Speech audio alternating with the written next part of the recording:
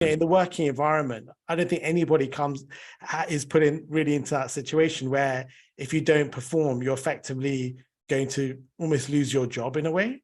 I mean, how did you deal with that? Yeah, it's you know, it's something you've got to deal with as a sportsman, because it happens where you know that there is a lot riding on a particular occasion.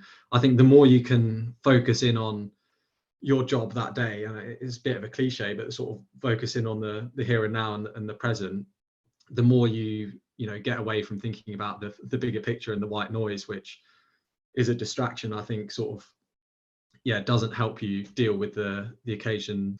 That was I remember that game quite clearly. I think we got bowled out for about 60 in the first innings and we followed on, so there wasn't much time to think about it, which is probably a nice thing.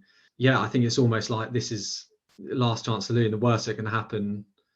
That was probably almost my mindset going into it, that the worst that can happen is I'm not picked the next game. Then sometimes in those scenarios it's almost the pressure's off and you feel a little bit freed from the shackles, because you almost feel the negative outcome is there. So it's a tough thing to deal with, and as cricketers and batsmen, you have those moments from time to time where you really feel like you've got one more innings to prove yourself, and luckily I've had times in the past few years where I've played a few games and then got dropped, so I've had times where it hasn't worked out, but luckily the last that year and the year before it went well, and I managed to then get a few games. And once you sort of have a run of games and feel like you're playing well and there's a bit more confidence, and you feel there's definitely a weight off your shoulders and you can relax. And the key for me when there's that much riding on it is just trying to focus in as much as you can on that situation and doing what you can that day, because worrying about the bigger picture doesn't help you deal with